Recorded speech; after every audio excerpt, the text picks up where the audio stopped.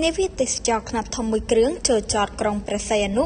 នាំភ្ញៀវជិត 3,000 នាក់អាមេរិកច្រើនជាងគេ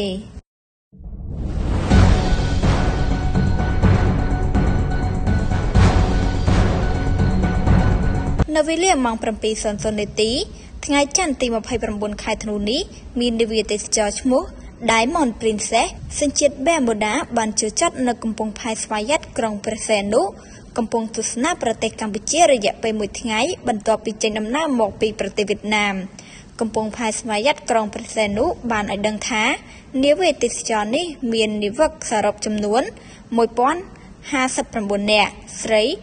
245នាក់មាន59សញ្ជាតិនិងមានភ្ញៀវទេសចរសរុបចំនួន 2850 នាក់ស្រី1566នាក់